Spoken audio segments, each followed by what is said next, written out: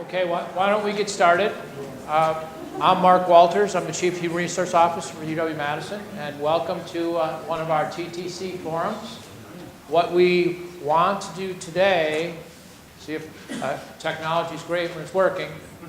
What we wanted to do today is to really give you an overview of the TTC project, where it's going as far as why now, why we're doing these various things, and also talk about the various components that are coming together with the Title and Total Comp project as far as the title structure, the standard job descriptions, the market analysis, as far as the benefits areas that we're working on, as well as learning opportunities as we go forward, and certainly providing an update as far as where all these components are.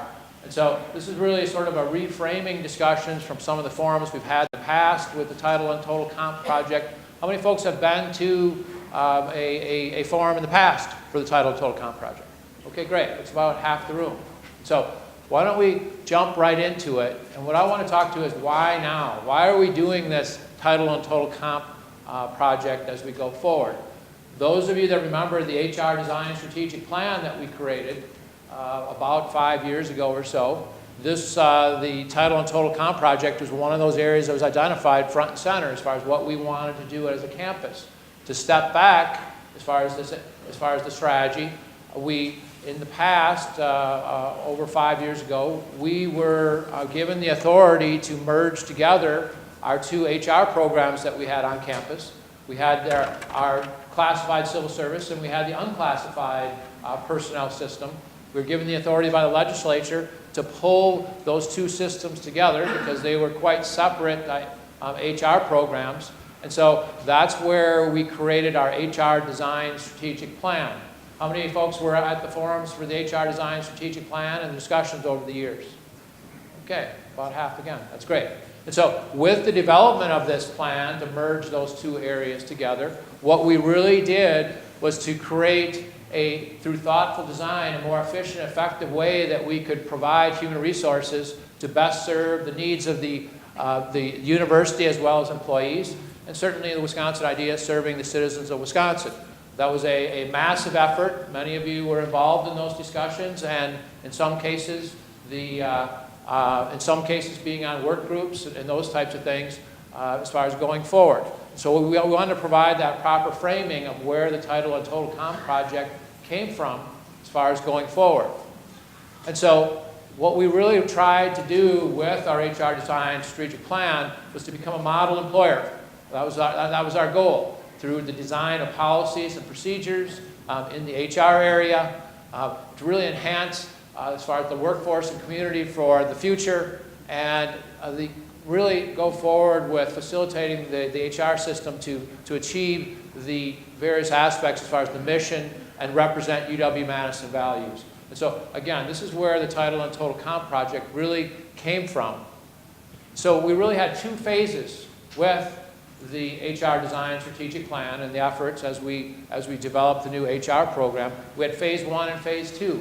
Phase 1 occurred from approximately 2012 to 2016 as far as the things that we were working on. Phase 2 then involves the Title and Total Comp project, which started out as a study in 2017 to 2018, really looking at our current structures, looking at directions that we can go, and we've really evolved to a project, developing the tools and such that we need to go forward to implement a title structure, a compensation structure. And when we say total compensation, obviously it includes the compensation, the pay ranges, those types of things, but also looking at the benefits area as far as going forward, and we'll talk about that more in a minute.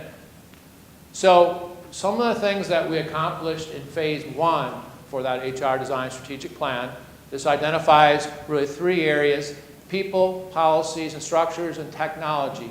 And this is just a recap of the various things that we put in place. This is still evolving. We haven't implemented all these things, but a fair share of these things have been put in place over the last number of years. We implemented a living wage. Now, some of you that have been on campus for a while realize that really came out of our limited term employee project that we were working on as far as this concept of a living wage. But in HR design, we solidified that and made that permanent within the way we do business to make sure that we at least pay a living wage for all of our employees as far as going forward. Also, emphasizing employee onboarding. That's one of those areas that we identified in HR design, where we developed some things in that area, including peer partners and standard processes for onboarding employees so they could be successful. The transition from the classified service to university staff. As I mentioned, we are moving away from state government as far as the classified civil service and to create a comprehensive, holistic HR program that was part of our HR design strategic plan in phase 1. And then certainly greater accountability and support to enhance our diversity, our EID initiatives, engagement, inclusion, and diversity. Some of the things that we put in place in those areas was really a result of the phase 1 of our HR design strategic plan. On the policies and structures, the creation of the university staff governance structure, that was more of a grassroots process that occurred as far as going forward and the creation of that governance area. I will say at the same time that these things were put in place, we did have we had quite a bit of turmoil going on campus with the implementation of Act 10 that pretty much curtailed the collective bargaining for public sector employees. I always want to point out that that was not part of this HR design strategic plan. Very different legislation. Unfortunately, it happened at the same time, so sometimes people see that we implemented these things at the same time. We didn't. But I will say that the development and the creation of the university staff governance structure, again, a grassroots effort that many employees participated in, that really took hold during this time. I would say that those of you that are not involved, those of you that are university staff that are not involved in university staff governance, I would suggest that you do get involved. It's a very worthwhile effort as far as working with us to identify things to work on as a campus, and it's been very helpful as far as that input going forward. So I just wanted to mention that. We also had the enhancement of our policies for rewarding performance in regard to pay and other things, and then updating a whole variety of HR policies during this process. I just mentioned a few of these areas, but I believe it was close to 30 policies that we put in place, again, to create that comprehensive, holistic HR program as far as HR design. Certainly, we also put in place technology to support the programs, including our applicant tracking system, which is called TREMS. How many folks have heard of TREMS in the room? Okay, great, about half. That's our talent recruitment and engagement management system that helped us go forward. I see some folks in the room that helped us procure that system, which is great as far as I think that's turned out to be a very successful technology implementation. And then the performance management and development program, PMDP, that was also something that was created, a new policy created as far as consistent performance management policy as far as we put on campus. So this is a quick walkthrough as far as some of the things we implemented in phase 1 of the HR design strategic plan. So with the title and total comp project, we really wanted to put in place a compensation and titling structure that would put forward the ability to attract, retain, and reward a highly qualified, diverse workforce, both now and in the future. That was really the core thing that we're trying to do with this. Those of you that have been working in our titling structure, as well as our comp structure, realize that many of our titles and such are 30 years old. They don't reflect the current state as far as various positions. I'll give an example: administrative program specialist. Some of you may be in that title. It really doesn't give us the ability to determine exactly what that job is when we're trying to develop a market-informed compensation structure, trying to compare where we place in the labor market as far as how we determine the adequate compensation for those positions.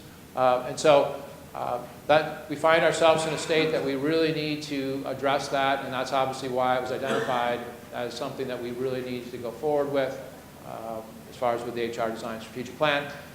The TTC project is a collaboration between UW-Madison and UW System. We get a lot of questions about that as far as that relationship. We do have our separate authority for our HR program versus all of the other campuses.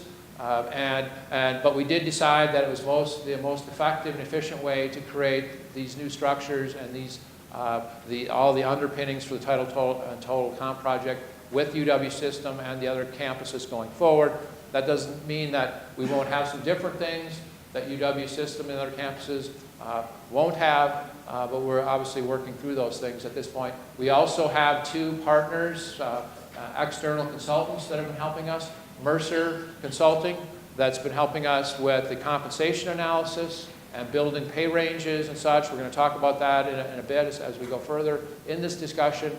We also have Huron Consulting that's helping us on various aspects of this project as well. Some of you may recall that Huron helped us a great deal when we developed our HR design strategic plan and all the policies and everything else.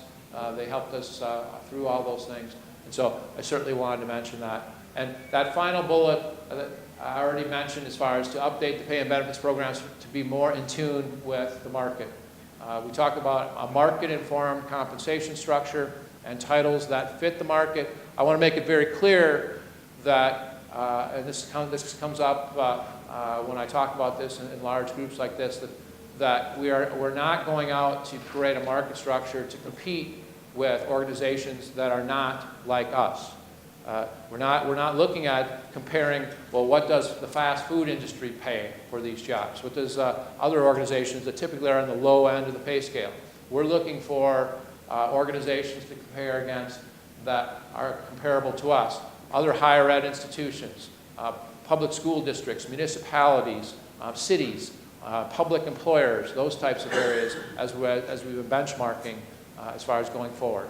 So that's a quick walk down memory lane as far as some of the stuff that we've done with HR design over the last number of years. And so now I'd like to turn over the floor to Shauna Yusvik. Shauna is our TTC project director, and she will go over some of the areas that we're working on right now.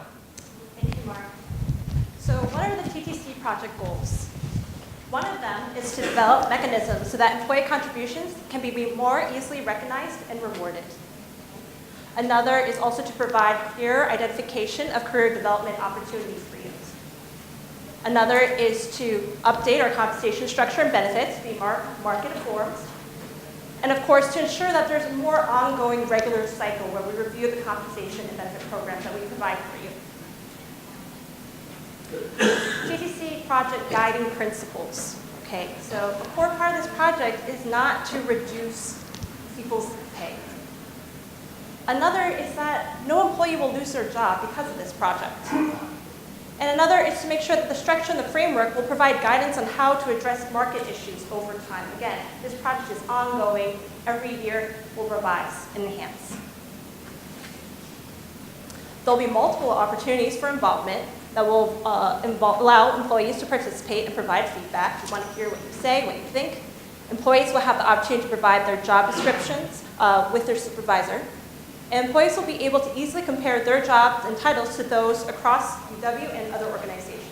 As we update our compensation structure, have more market-informed titles and pay, it will allow you as employees to see exactly where you fit, whether it's within UW, in another division, or maybe across other organizations as well.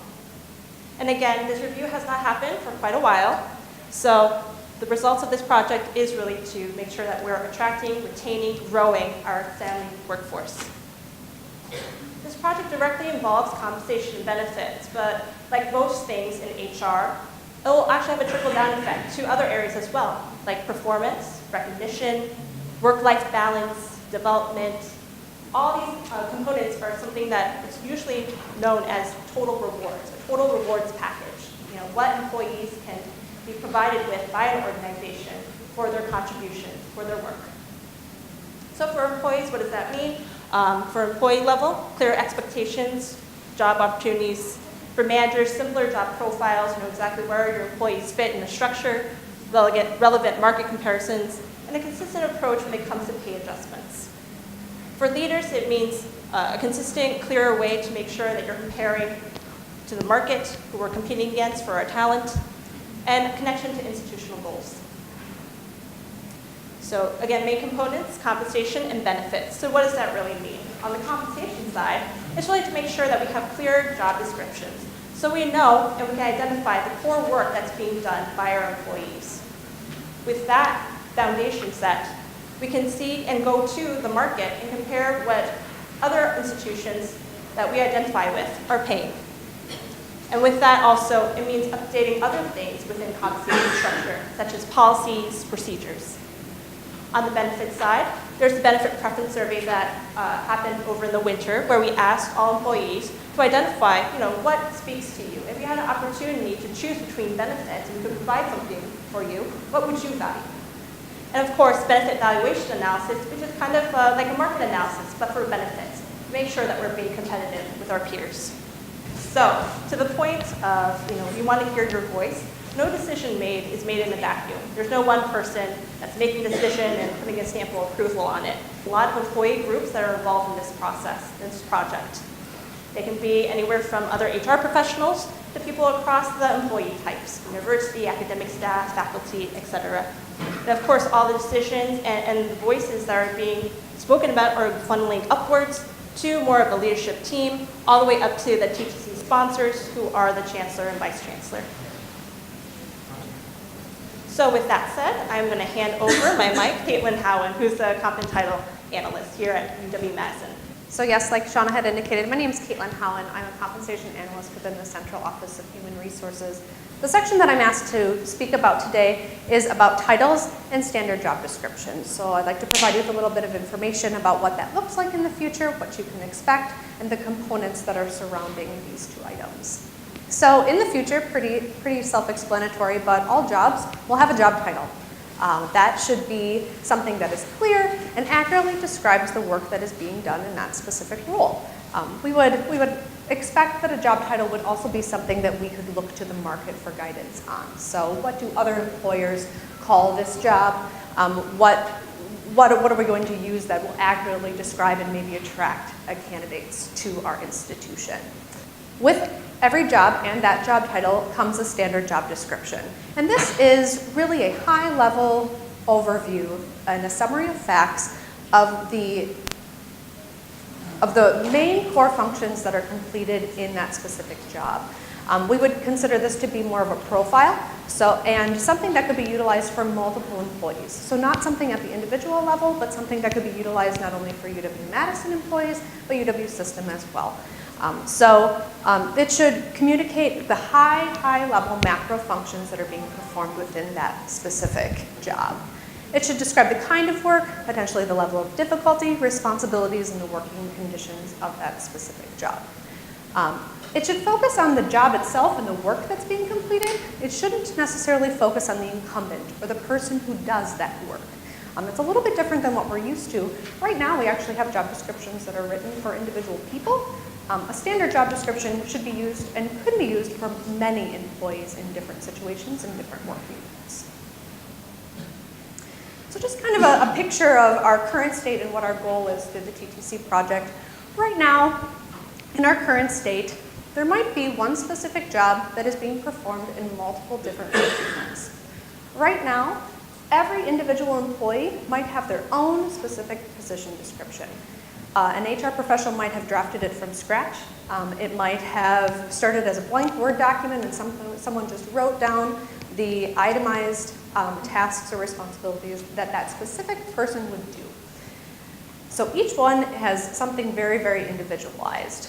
And then also in our current state, if there is a different job that exists in a different work unit, they also have their own individual position description.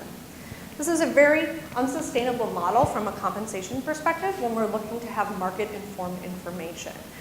We have potentially 23,000 employees at UW-Madison alone, and that is a very large amount of data that any compensation expert could use in any format to look at market information. Through the TTC project, one of the goals that we have is if there is like work that is being completed in different work units, we would want to standardize the way in which we describe that work. So have it be more accurate and concise, talk about the high-level functions that are completed in that role, and not geared towards a specific individual, but more the high level and something that could be used for multiple employees. So in the future state, it's very possible that multiple employees will share a standard job description profile that just explains high-level functions. If in the future state, an employee has truly a different job, they will still have a different standard job description that we would be able to be utilized. So in the future state, the first job, job A, is sharing a standard job description, or that profile is being shared by many, but job B is still being done and it's different. They will still have their own standard job description. This is a much more sustainable model from a compensation perspective, that we can go out to market information and compare apples to apples. So our current state, if you've ever looked at your specific PBL or position description, it might be very long and lengthy. I think mine was 12 pages long at one time. Not overly consistent in language. Doesn't even accurately describe sometimes what work is being performed in that role. So the future state, we're really looking to be more consistent with our format and structure, something that we can utilize and map to the market on a more one-to-one basis. We're looking to write jobs for the work, not write jobs for the people. And then we should also be applying job titles consistently in different work units so that we really can understand the work that's being performed by multiple employees. So all standard job descriptions will have the same similar components. They might look different, but all of them will have these items. So job title, pretty self-explanatory, we spoke about that. All standard job descriptions will have a summary. That is a very brief 1 to 2 sentence, clear and concise, macro thought of not only what the job is and the high-level functions of it, but why that job exists or the purpose. All standard job descriptions will then have a list of typical responsibilities or macro level functions, not specific to a work unit, but specific to that job. Typically, we see jobs have responsibilities between 4 and 8 that are listed. Sometimes specific jobs might only have 3 listed responsibilities, and that's okay. That's okay, yep. And I'll speak about the last one. And then all standard job descriptions will also have education, experience, and certifications and licensures. So those would be kind of standard, what we would expect what we would expect an incumbent to have when they were taking that type of job. So as I just described, standard job descriptions all have a title, summary, responsibilities, and then education, experience, certifications, and licensures will be listed. So here's just an example. A locksmith is a real job we have on campus, and this is an abridged version of a real job description that one of those locksmiths currently has. If you can tell, and the goal here is not for you to read all of the information by any means, but it's really long, it's kind of messy, inconsistent sentence structure, and you might read the entire job description and not really know what's going on in that specific job. We see a lot of job descriptions that are utilized today that look very similar to this. Future state, and this may look very different than what you're used to, is to have a summary, very brief, 1 to 2 sentences in length, that explains the high-level functions of that job. Not only the high-level functions, but the purpose. Why is that job here? And the typical responsibilities. High level as well, not specific to one individual locksmith, but should be large functions that most or all locksmiths complete in that specific role. A lot of the redundancy on the left, we were able to consolidate that into 3 bullet points.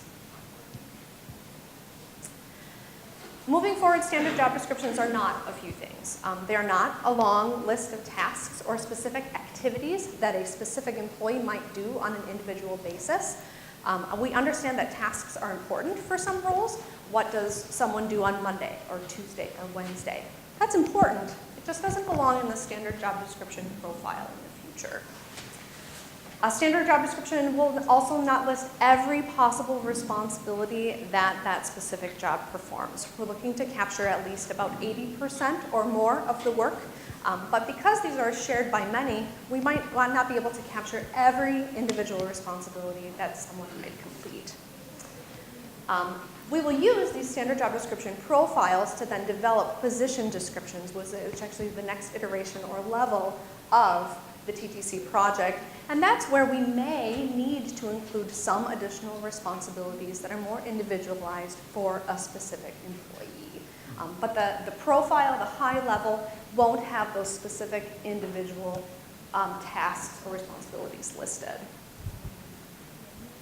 So just a visual, when we're talking about standard job description, we're focusing on the left-hand side of your screen. This is that high level. Standard job description is shared by many. And this is what we will use for, on a compensation perspective, to go look at market data, to compare apples to apples. This is best practice to have something that's pretty short and sweet, and we want to follow format so that we can look at market and really see what is equal out there.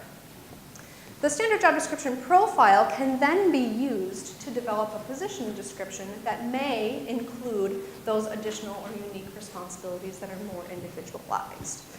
So a good example, if we go back to the locksmith example, all locksmiths install locks, right? That would be a high-level function that we would anticipate most or all locksmiths to complete. You would see that as a high-level responsibility in the standard job description profile. Something that might be added at the position description level that may be more unique is cutting keys.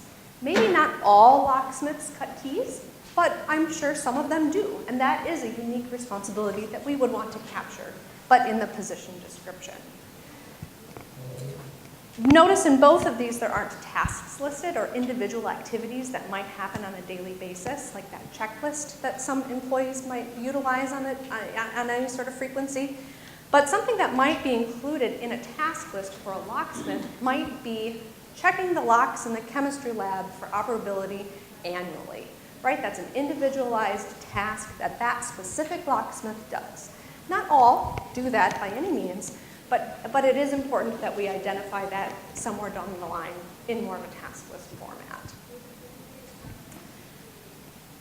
This is an example of an accountant job, also still in draft form. And if you see everything in the white, these are the components that are captured in the standard job description profile.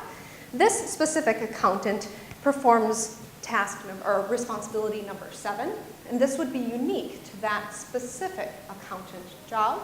Not all accountants do number 7, interpret international finance reporting standards, documents to GAAP as needed by the division.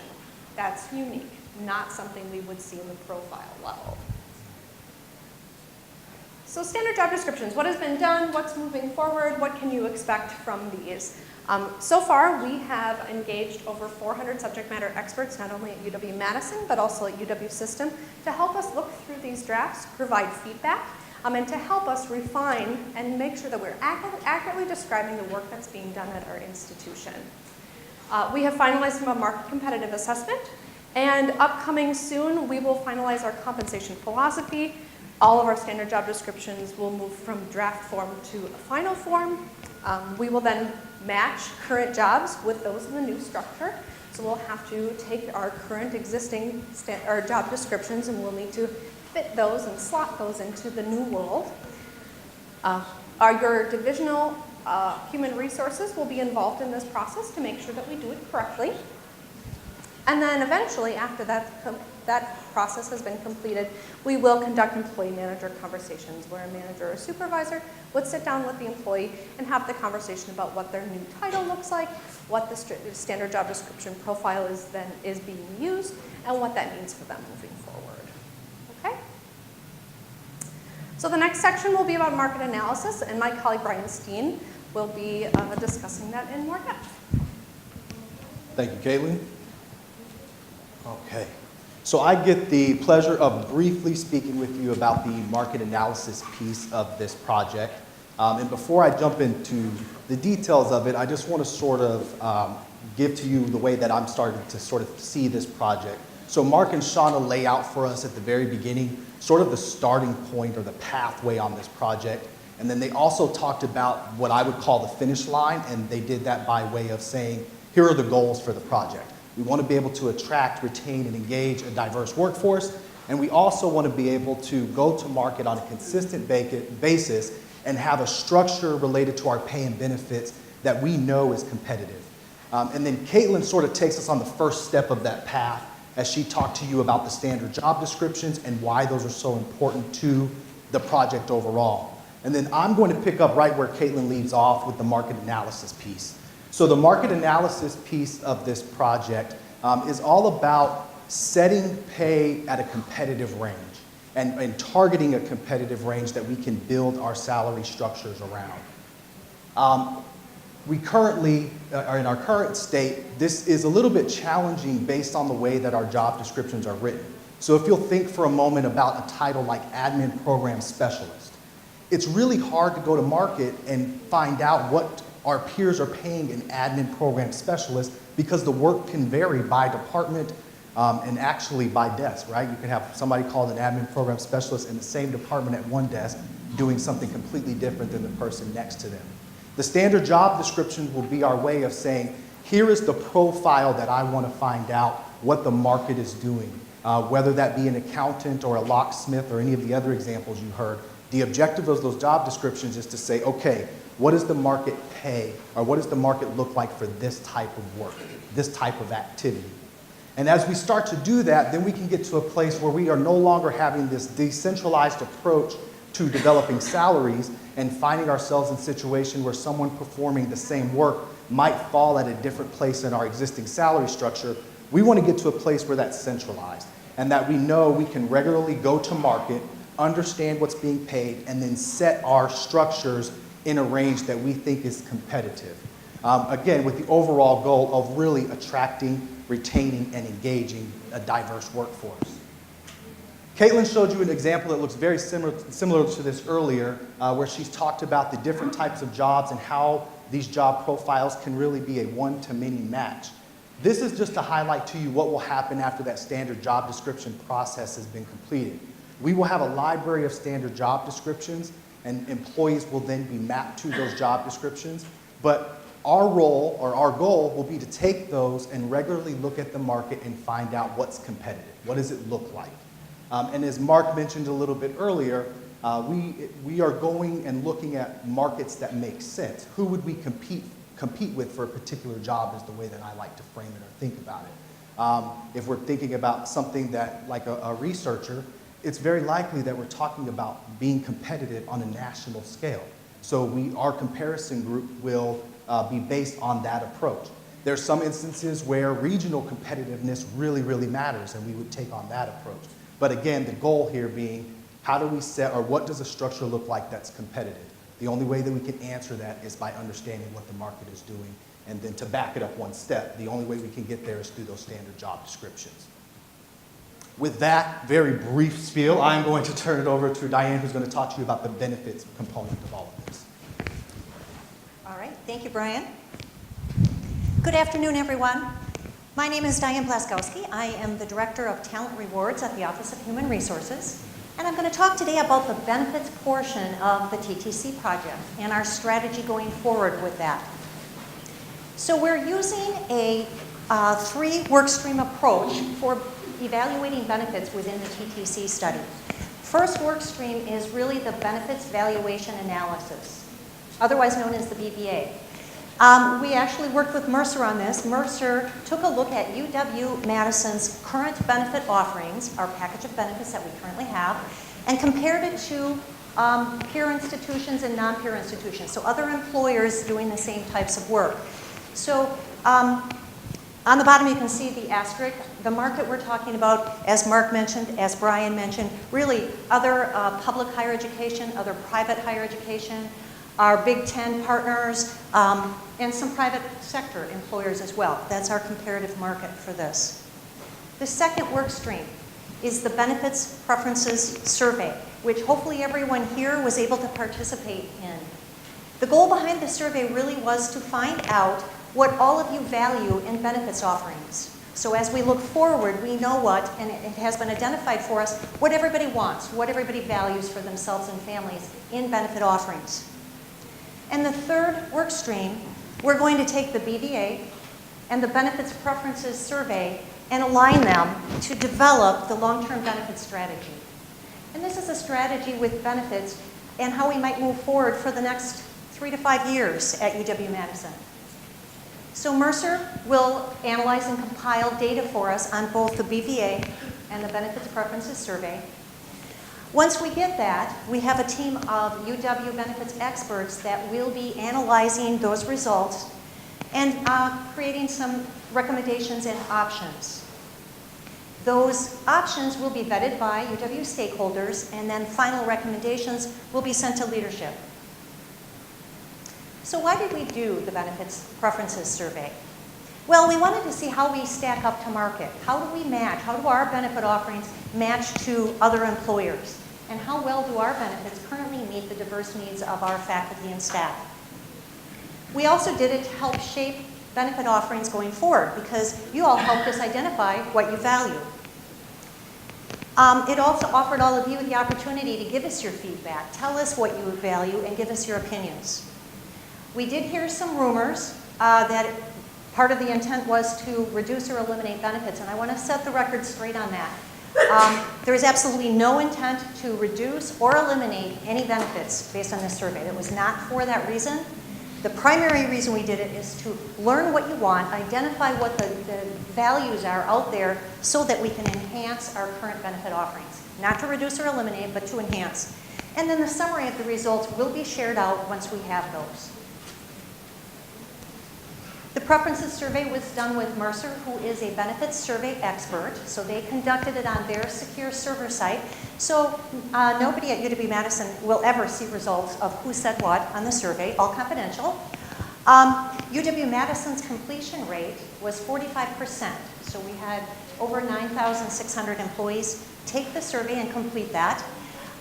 System-wide, because this is a system-wide project, it was 47%. But because UW-Madison is such a huge percentage of the overall system institutions, UW-Madison, we accounted for 54% of the total. So that's an awesome response rate. A big thanks to everyone who took the survey. Really good response rate. We appreciate the feedback. So what about next steps? As you can see in the fall, we completed the BDA. Mercer did that. We completed the benefits preferences survey. So those are completed, and Mercer is currently evaluating, analyzing, and compiling data for us. The center box, that's going to be upcoming in the next month or so throughout the summer.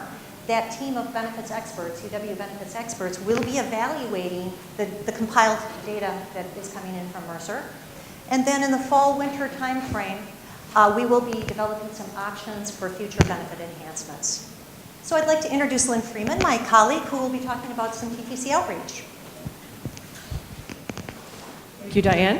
Hey, everyone. A few things to share with you about some current learning opportunities we have. These are learning opportunities available for all employees at no charge. While these are not TTC specific, the competencies and focus of these courses that we offer provide some boostering for our skills around communication and change management, because there'll be lots of conversations around this, and this is a big change for campus. So I'd invite you to take a look either at the talent.wis.edu page for some of these upcoming opportunities, or at the TTC webpage itself. This is a list of our ongoing outreach efforts, and I particularly want to point out the Working at UW newsletter. That comes out every Wednesday. That's especially for employees of the university. It just features 3 articles each week. It's quick for you to get through, and very frequently there's an update about the project there, and that will also take you back to the TTC website. The web site also includes webinars, informational videos.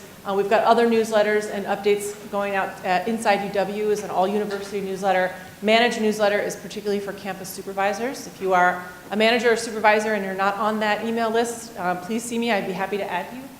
And our FAQs on the website are also constantly evolving. So if you've been there before, now might be a good time to check back in to see what's new.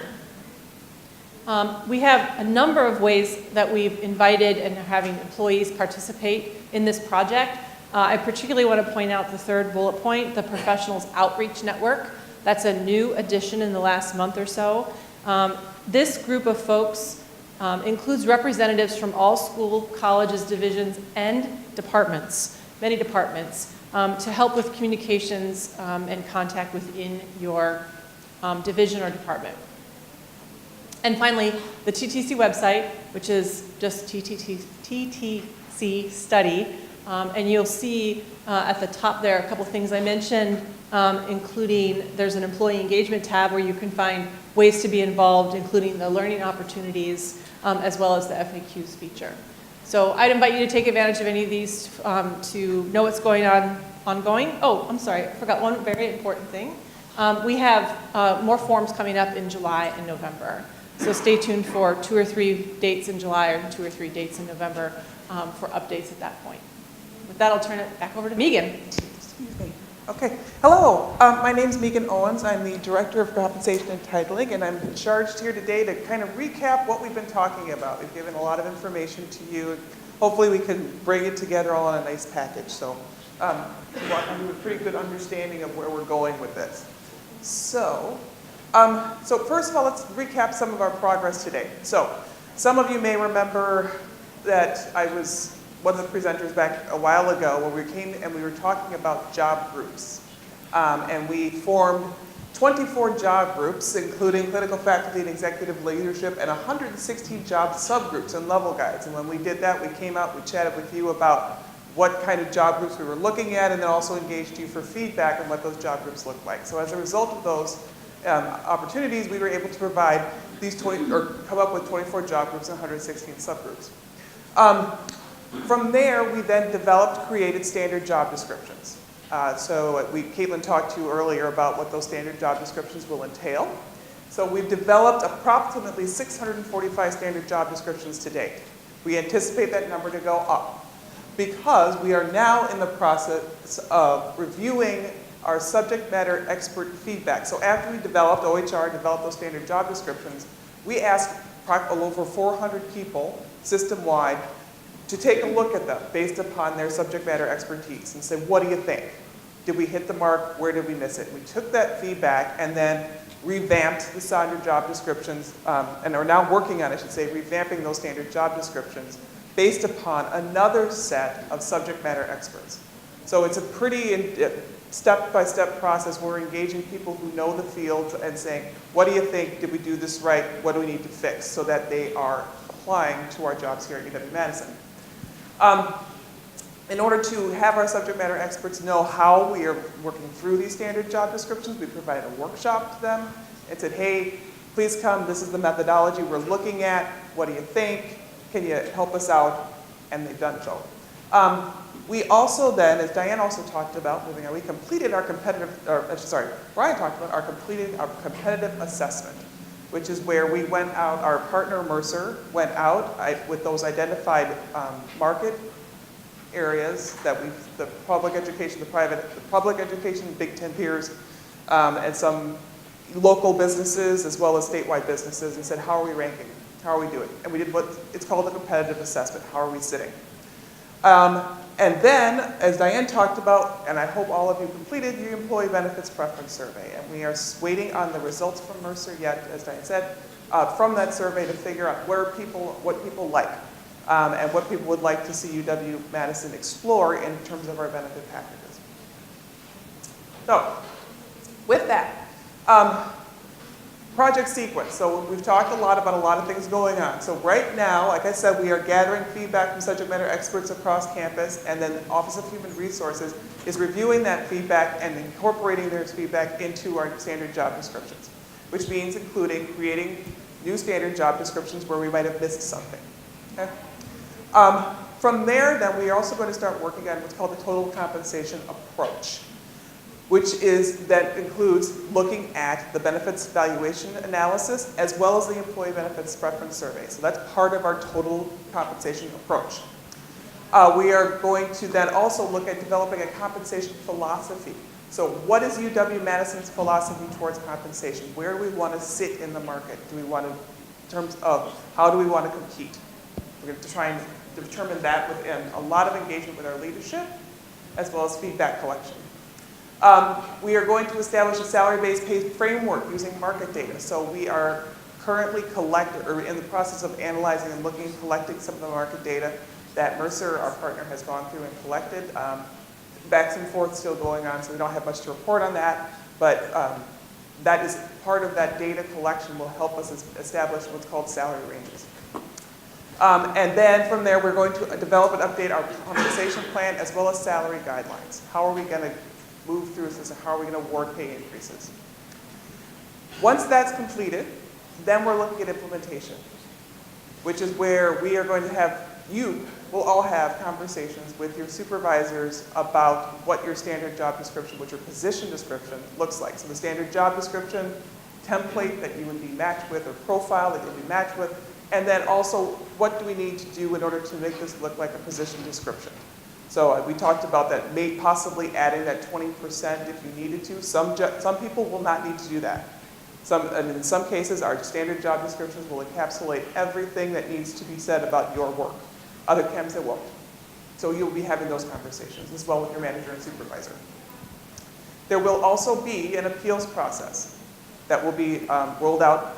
So if in fact you're having discussions with your supervisor and you're not understanding, there are things that just aren't seeming right to you, then you want to then also talk with your divisional HR people, and it's still not working out, we're still not seeing, still not seeing where things are going, you do have the option of formally appealing where you have been placed in terms of your title. So whatever title that you've been out or given, you could appeal and say, you know what, I don't think that's the correct title. I think this is more reflecting what I do. That is going to be, there will be a formalized process for that. Of course, we hope that things get worked out with your supervisor or with your divisional HR. That's obviously the goal. But in the case you feel like, I really want to talk to other people, get an outside opinion on this, that will be available to you. Okay. So, what does this mean for me? We anticipate that standard job descriptions will be available for your viewing towards the end of this year. So they will be posted and available for you to take a look at. So when will you then see your updated job description? And we anticipate employees and managers will review those job descriptions together later this year. So when you have the conversation with your manager supervisor, you should have, at that point, our plan is to have you also have access to the other standard job descriptions out there, so you can compare, contrast, take a look at where things are, how things are looking for your job group. Will your actual job change? No, it will not. You're not changing people's jobs in order to match job descriptions. That's not going to happen. Okay? And your current job has elements of different jobs, which is very common on this campus, I know. However, upon which title will be applicable to you. So like I said, we do anticipate that this is going to happen. Our job in OHR is to make sure that we are capturing all of the work that's happening on campus to about an 80% degree. So we want to be able to capture at least 80% of everybody's job responsibilities. So that's our job. And so we anticipate having a standard job description for most of the jobs on campus. So we anticipate having one. So hopefully we've done that. We'll find out if we did, but hopefully we have. Part of our review process that we're going through right now is ensuring that we have done that to the best degree that we can. Okay. So how will this impact pay? The pay adjustments that we have available today will exist in the future. How those will be implemented, administered, that's going to change a little bit just because the way that we title individuals will change. But we will still be able to award performance. We will still be able to see people getting pay adjustments for changes in title or changes in job duties. We will still have people who are receiving adjustments for market. In fact, market adjustments will be almost easier because we will have data to support the market that you're affiliated with. So that's actually probably an improvement after this project is over. And we will also still have people receiving adjustments for equity. Those will all be available to you. Those are not going away. So, with that is the end of our presentation. Caitlin mentioned that we have note cards that we've asked people if you have questions that you'd like us to collect. We are happy to do so at this time. And we do have we also will be walking around with additional note cards. So if you have other questions that you write for in a note card, we'll walk around with those. We will also be taking questions. We will have a microphone walking around for questions. I would appreciate you using that microphone because like I said, we are taping this session and really need to capture your question. So if you don't mind, I'm going to turn this over to Diane now and chat questions. All right. Thank you, Megan. I'm just going to start out with one that we received right away this afternoon. And here's the question. It says, can you tell us when specifically you will have concrete information on title, comp, and benefits? The reason for the question is that former classified staff were given a 5-year window to reinstate to state classified positions. The window closes July 1st, 2020, so that would be next July. Without knowing specifically what title, comp, and benefits look like for UW staff, former classified individuals may want to look to reinstate. Currently with the university, title, comp, and benefits, they're currently not spelled out in writing. Have you considered renegotiating with the state to extend the window for formerly classified individuals? I think our presentation pretty much addressed everything, but let me repeat some of that, and then if I did not address it, please ask. So Megan talked about tasks. Your tasks will not change. So tasks of the job will remain the same. That's one thing. Pay will not decrease. So pay for the job will not decrease. Benefits will not be eliminated or reduced. So benefits will remain standard. Anything else that people are wondering about with this question? So as far as when the conversations will happen with your supervisor, that'll be later this year. So you will see standard job descriptions in writing later this year, at which time you'll have discussions with your supervisor. So that should help make those decisions. So the question relevant to that, you said that salary won't decrease, but there are some job titles that, for example, do not have a salary cap. So an example would be a researcher. But if you get reclassified, say, as a research program manager or something like that that does have a cap pay band, that would be reducing your potential trajectory. Okay, so the question is if you start in one, right, and you switch to a different position, you may be having some sort of a reduced salary band. Any one of our experts want to address that?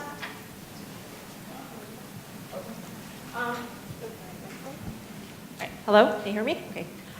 So in terms of that question, which was, for those like Category B employees that currently do not have a maximum, if they were to have a maximum, would that potentially decrease their future earnings, right?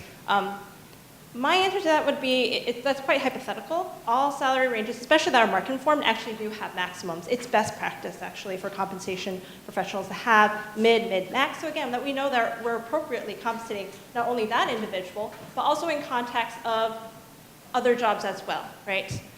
Very notion to not have a maximum for one job, but to have maximums for other jobs creates a bit of an inequity. But with the market-informed pay structure, we know exactly how to compensate people and really reward them and recognize them for the contributions that they are putting out and forth to the university. So that would be my answer to that, yeah.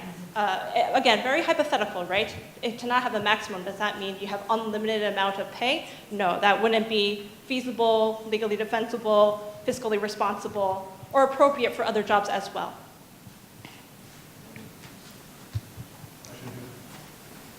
Yes. Hello, my name is Lee Bilkey. I'm the district rep for 122 with University Staff Congress. We've got several questions from constituents for some reason, basically because they couldn't get the time off to be here. So I'm asking them. Okay. Firstly, you never did answer the first question on that person list, which was, will this be done by July 1st, 2020? And the answer is? The answer is we have every intention to have it done by July 1st, 2020, yes. Okay. Next, are any university staff people going to be forced into academic staff? The question is, will any university staff be forced to switch over to an academic staff position? The answer is no. Does anyone want to extrapolate on that at all? I mean, nobody will be forced to switch. What I can say in regards to being forced, no. I think what we will probably do is look at what we did with employee choice. I think if you remember back with HR design, we had individuals where when the definition of academic staff and university staff was defined as if you're exempt from the Fair Labor Standards Act, you would be academic staff. That's kind of how we classify our positions now going forward. If you're non-exempt, then you are part of the university staff structure. We don't have any intention, and a lot of the reason for not making people switch who were currently exempt, so for example, I was university staff exempt when July 1st, 2015 hit and HR design came. I did not become academic staff. Okay? I was still university staff exempt, and I remained university staff exempt until I chose to move. And the reason why people were not forced to move was because our benefit structure currently for university staff and academic staff are very different. Okay? And part of the work that Diane and her team are working on is getting that benefit structure hopefully more in line so we aren't having these types of differences. There are good parts of the academic staff benefit structure. There are good parts of the university staff benefit structure. It would be nice to have a comprehensive approach for all employees so that we don't have those differences. Thank you. Does that help? Hopefully? Yes. Okay, good. Once the TTC project is implemented, which will be, as per your comment, by July 1st, 2020, will the pay increases happen then? Okay, so the question is once we have TTC implemented, whether it be July 2020 or earlier, will pay increases be implemented then? That's a question that we don't have an answer for at this point because we're evaluating that. We have to evaluate the market data to see are people behind, are people ahead, where are we in that process? So that's part of our big work stream for the summer is to figure that one out. So more to come on that, stay tuned. I would strongly suggest that you have an answer for that by the July form. We should. And that's it for me. Okay, I do have a question that came in on a card, and it said, will compensation rates and ranges be limited by state funding to UW-Madison? We don't have a money tree, but it isn't going to be based solely on UW state or on state funding. We have a lot of different revenue streams coming into UW that provide money for this, and it's not just the state funding. So I guess the answer is going to be no, because it's not just based on the state funding, it's based on all of the different revenue streams. Does that answer whoever asked? Okay, how about other questions? Yes? I just would like you to make it crystal clear on the benefits, please. You talked about the benefits survey, that it was not your intent to take away our benefits for the purpose of that survey. Is that your intent? Are you going to be taking any of our benefits away? Yes or no? Okay, so the question is, intent is a little bit different than yes or no. So are we planning to take any benefits away? No, we are not going to take benefits away or reduce benefits. Questions? Yes? There's a lot of different geographic locations and cost of living, for location, the UW system. Is that going to be considered? The question is a lot of different locations with, different cost of living, et cetera, and the different geographic locations, because this is a system-wide project. How are we going to consider that into the mix? Okay. I'm just going to go to this microphone. So in terms of geographic location, okay, yes, I can speak. And for the market study that is being conducted and salary ranges that are being constructed with Mercer in consultation, that is a key aspect as well. So national data, honing it down to the state, honing it down also by institution, right? So La Crosse, very different from Madison, very different from Eau Claire or Platteville as well. So those components are being analyzed. Okay. Yes. So my question is related to the consistent job structure piece. And I'm just wondering, this is perhaps simply a practical question, which is, in the current system, if your job duties increase, you can actually change your job description and get some potential pay increases by doing that. So I've taken on these many duties, my job description has changed by 30%, and X, I can potentially apply for a raise. So if we have these consistent job structures, does it limit the ability to do that? Because if I'm X, therefore I can never be another thing, or I can never increase my duties beyond that 20% and I'll never get a raise, or is that part of the way you're building the structure so that people have consistent levels they can achieve? Yeah, sure. So the question is, if we have standard job descriptions and the standard way of viewing a job, but you're doing more in that job, would that somehow limit your ability to increase your pay? So there are different ways to think about it. One could be in a performance aspect, right? So if you're doing above and beyond just your regular job duties and responsibilities, one would think your manager says, I'm sorry, what's your name?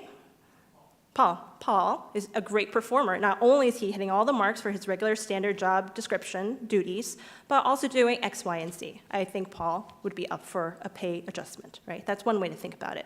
Another is when we create a career stream for your current position, there will be a tipping point, right? Where it's not just performance, but you're actually doing higher level duties, responsibilities. That might be a promotional aspect, right? Paul is doing more than maybe a level 2, maybe needs to be promoted to a level 3. So different ways about it, but by no means is it to limit your ability to get a pay adjustment. Hi, so I want to know, because trades are treated so differently than everybody else on campus, are we being represented in these studies, and how are we being represented? Okay, that's a good question. So the question is, trades are very different, and are they being represented in the TTC study? Yes, and trades were open for the benefits preferences survey, right? So they took the survey, so definitely evaluating the benefits, and standard job descriptions are being developed, so they definitely are being included as is everybody else.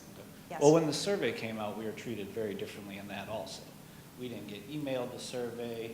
We had to run around and pick up paper surveys. It was very, it seemed like they didn't want us to take the survey. Oh yeah, well I'm not sure what happened there. I can't really speak to that. I did have tradespeople call, and maybe that's why, right? Yeah, but right. I mean, they're definitely included just as everyone else. Yes. Yes.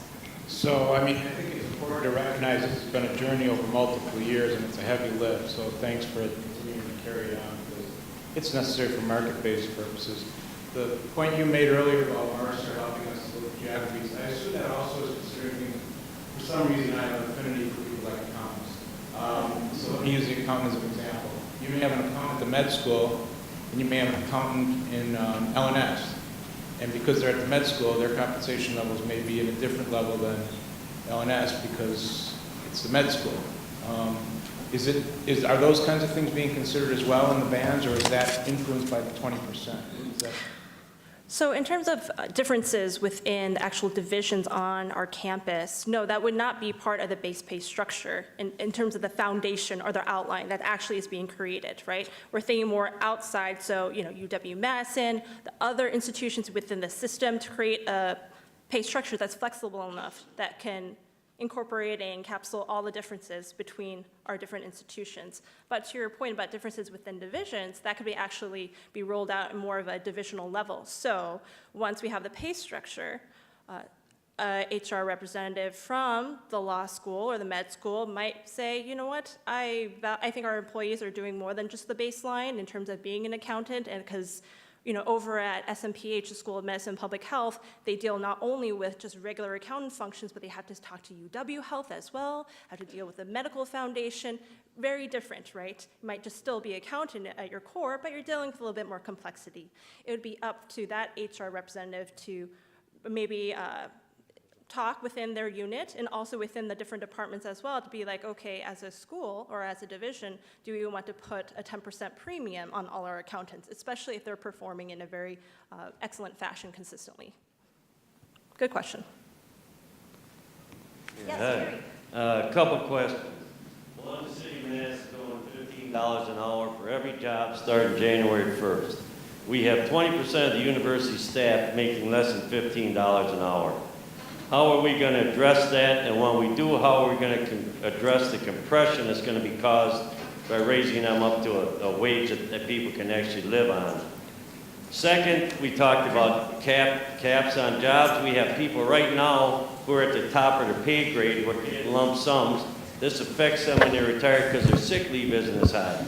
So it's already been said that some people have been misclassified, and they will be at the top of their, we'll go from say a 3 to a 2. They will be at the top of their pay grade. If you take a look around, the people at the top of their pay grade are the most senior people on campus. So this actually looks like it could be discriminating on people because of age, because these are the people who are at the top of the pay grade, and there's going to be more at the top of the pay grade. And the other one is, under TTC, I'm surprised that across the state, they've offered inducements for people to retire early, and yet this campus is not. So people at the top of their pay grade, but then you're not going to give them any all you're getting is a lump sum payment if you're getting any raise, and they can't leave, and they can't get a base building wage. So it sounds like they're getting not treated fairly in 3 different ways. So there's 3 we can chew on for a while. Okay, thank you, Terry. I guess I wanted to cover these, and we've talked about these before at the other forums, that as far as the $15 an hour, that obviously is will figure into our market assessment, figuring out what other employers are paying, for example, the city of Madison going to $15 an hour. And I wanted to add to what Diane said earlier as far as the implementation of the title and total comp, or title project, can't even say the TTC project, that it was always meant to create the new title structures and the market-informed compensation, but the project was never meant to provide increases at the point of implementation. It was to develop the structure and all those types of things. What happens as far as implementation is for us as a campus to see where are we under market in the various areas and develop a long-range strategy of how we can get positions closer or to the market, and obviously that would involve identifying priorities as far as where we want to address compensation, and it could be in many cases a multi-year plan to do that, because we don't have the money to address all of the market problems day one from the structure. And so for the $15 an hour, that certainly will be a data point that we're going to be looking at saying, hey, we need to do something in this area. Then the question is, when do we do that? That intertwined with that is the compression that you mentioned, that when you raise people up to $15 an hour, then there's folks that have been, let's say someone comes in at $15 an hour, you have someone that's been here for 7 years, and they are just above $15 an hour. We need to figure out how we address that as well as far as going forward, and that includes a funding issue going forward. The second question that you had was in regard to people that are at the maximum of the ranges, or we reduce down the number of levels to, for let's say there are 3 levels right now, you go down to 2, and that we have a compensation structure that then has someone butting right up against the maximum. As we've discussed for the last, over this last hour or so, we've talked about creating these market-informed pay ranges that hopefully would encapsulate or have enough room as far as the pay ranges to not have people up against that maximum. And I think in some of those cases, it's going to be a case-by-case circumstance to see how we address that. So the last question that you identified, what was that last question, Terry? Some campuses having retirement inducement. Okay.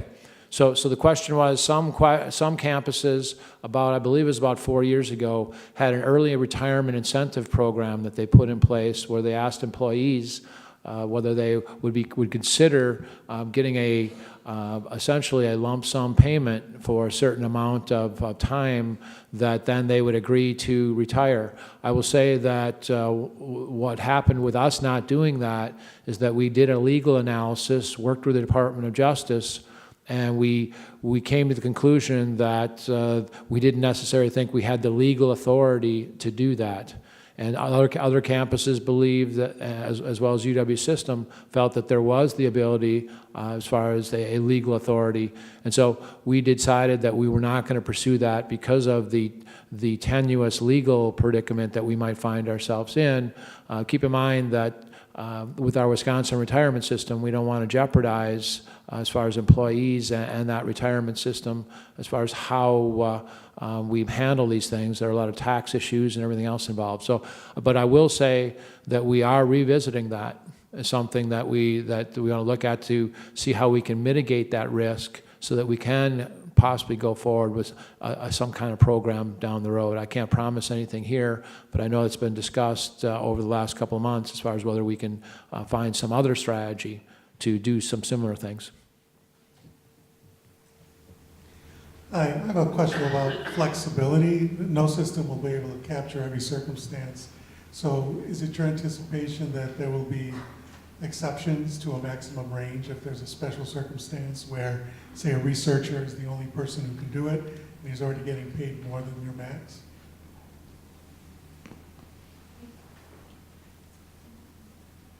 So I think right now it's a little too early to say how that's going to shape out in the future. So currently we have something called the extraordinary salary range, or ESR. That could be the new or an amended maximum to a traditional range. So that is being explored. With this update to the salary structure itself, you'll also see updates to the comp policy, that was in one of the slides, as well as procedures. So what does that mean practically? Salary administration guidelines, something that employees as well as managers can look at and reference in terms of what are the available options, right? From the standard ones to others for different situations as well. For actual things like, there is a maximum, but this person has this very niche specialty, wonderful, great employee, what can we do for that person, right? Those type of options would be made available in the salary admin guidelines coming up.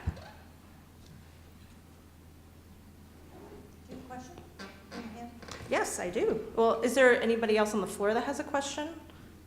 No? Yes. Okay. Hey. Hi. Thanks for providing this forum. Okay, welcome. I'm a little concerned just because at arriving at standard job descriptions, I can't help but think that some of the jobs have been made sort of vanilla, sort of bland compared to what you were just talking about. Sure. And I'm really curious to see who I'm being compared to. In the competitive assessment, I'm really curious to see who you consider my peers to be in other sectors. Can you speak to that? Okay, so the question was, with standard job descriptions being somewhat plain in language, right, or to use your term, vanilla, how does that really speak to yourself and how you view yourself? Because how does that trickle down and translate into how we're going to the market to look for your job and therefore the associated pay and benefits as well? So to break this down, standard job descriptions are supposed to be somewhat plain, short, and sweet so that we can make more accurate comparisons to the market. When you go into a market survey, the descriptions are not per job 12 pages or 5 pages. They're pretty short and sweet as well. So from a comp perspective, you want that kind of 1-to-1 ratio, short and snappy, 80% match, yes. That type of assurance so that you are comparing one job to the other accurately. With that said, depending on the job itself, some jobs are easier to compare than others, right? When we're talking about accountant, that is a level 1 or a junior level, you pretty much know how to compare to the market, right? Go into a market survey and look for that job and to get the actual data. The way that we did it for the competitive assessment is not just only one match, but several matches, right? To see there's consistency and no illogical numbers popping up, right? So if we did our job correctly for, let's say, an accountant, and the midpoint is, I'm going to make this up on the fly, 50 grand, you want to see that there is a little bit of variation, but not so much. So if one source says 50 for the midpoint and another says 70, because you picked perhaps maybe the wrong job, a red flag would go up, right? So in terms of the competitive assessment, we went it that way of when we know that there's a job that has a good market comparison, we went out to the market, looked not only at the definitions, actual job descriptions, but also the numbers as well. Does it make sense overall? For other jobs, however, like admin program specialists, that currently on this campus can mean 20, 30 different jobs, right? It could be anywhere from a director level to more of a senior level admin specialist. So in those situations, what's best to do is pause, put that on hold, that wouldn't be what we call a benchmark job, or a job like an accountant one or a junior that has a very strong market definition, can be strongly translated over to different markets as well, and get comparison data. For a job like that, we say that's a non-benchmark job, and that's okay. When you're building and creating a market structure, the golden rule is about you're comparing not the majority of jobs, but a good amount. It's actually 50% by the industry, kind of like the benefit preference survey where we said 54%, right? To build that solid structure in market comparison. I hope they answered your question, but please let me know if not.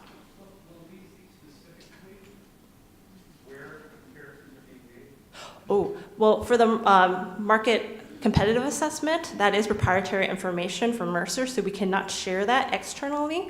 But in terms of how that ends up being for you, when you go and you're sitting down with your manager, okay, this is your job title, this is your SJD, your standard job description, and also this is your salary range, that information can be shared to you. Yes. Okay. Mm-hmm. Any other questions? Otherwise, I do have some in my hands. Okay.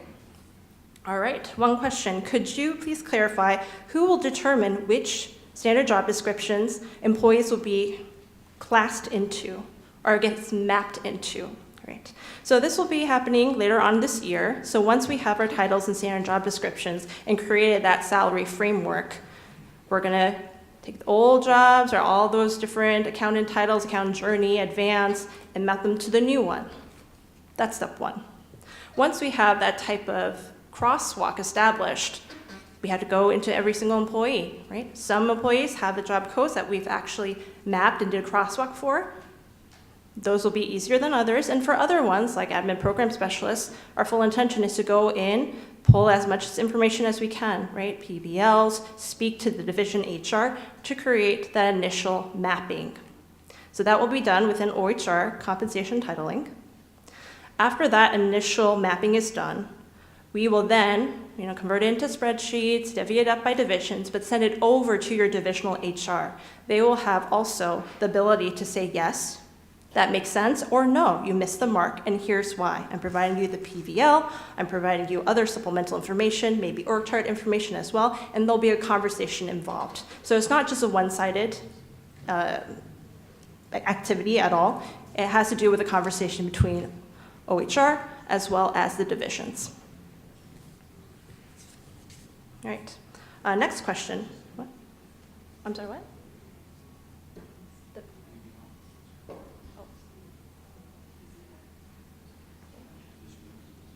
Oh, okay, sorry. The question was, does everyone understand what PBL means? Sorry, I'm throwing out terms here. Okay, everyone understand? No? PBL stands for position vacancy listing, if people are unsure about that. Okay. Yes, or could be known as your position description, right? It has that more detailed information for you. Another question, I'm going to wrap it up really quickly, is you mentioned that base pay will not be reduced. However, if an employee is currently making more than the base rate, is there the possibility that their pay could be reduced to closer to the base rate? I'm interpreting this question to be like, once the new structure is established, if a person is currently making a salary that's determined to be over the maximum of their range, would their salary be reduced? No, it will not be.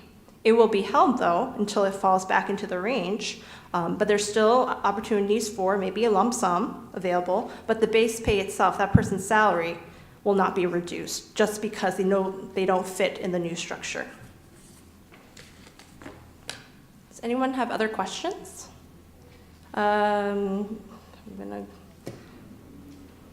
Whoever Don reaches will have the last question. Oh, okay. You mentioned about certifications and in the talk, who determines what certifications? For instance, I mean, does an accountant have to be a CPA? I mean, I'm a financial specialist, but I'm sure I'm doing some accounting work. Yeah, sure. Who determines that? Okay. Well, initially we reached out to subject matter experts that could be real accountants, or it could be those that hire accountants, like within our HR community, to draft the standard job descriptions.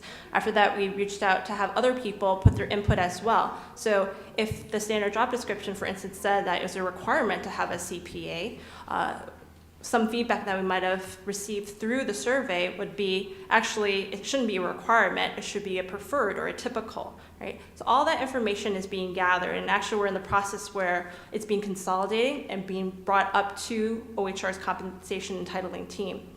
They will then look into all that feedback and determine whether something is required or not, or should just be typical or preferred.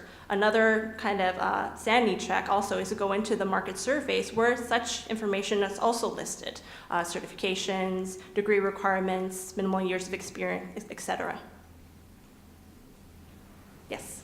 Hi there, just a question. I want more clarification on the timing of events. Okay. You mentioned that in the fall, OHR in conversation with the division office will be recommending a standard job description for each employee, is that correct? Mm-hmm. At what point does the employee supervisor conversation come into play?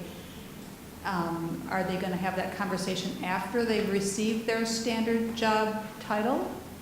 Sure. And what are the next steps? Do you want me to answer that? I'm good with it. Okay, all right. So the question was, when does the employee-manager conversation takes place, right? Is it after mapping, somewhere put it into some kind of framework? So once the mapping has occurred, right, OHR takes the initial mapping stab, it gives it over to the divisions to confirm. Also, the divisions themselves can reach out to managers, especially for an employee where maybe it's not well defined exactly how they should be slotted, right? And it's very important that they're mapped correctly, right? That would happen first. Once that information is confirmed and goes back to OHR, that information will be loaded into a system so that employees and managers can have the conversation, okay? At that point, is it set in stone? No, there still could be a conversation. If the manager speaks to the employee and the employee says, hey, I understand this, but I think you miss a critical element here, which, right, can happen. That conversation can be brought up back to OHR to fix or remedy, if appropriate. Otherwise, if the manager feels strongly, you know, I really think they're mapped this way, employee says, no, I don't feel like I can do that, we're actually working on an appeals policy that employees could utilize. And this would be just for the job title, that mapping occurrence, right? I don't feel like I was mapped correctly, but there will be different ways that an employee can address that type of concern. So one question, just to let people know, that came up earlier, is when will this PowerPoint be posted? It should be up on the web by tomorrow at the TTC website. And then the presentation aspect will come up at a future point. But the PowerPoint itself, you'll be able to go through a lot smoother motion than you went through today. But that'll be posted on the website tomorrow, we hope. And then look for a future a website that has on the website the entire presentation. So if somebody missed this and they'd like to get the information and hear the presentation, that should also be available. I think we're near there. Thank you. Thank you.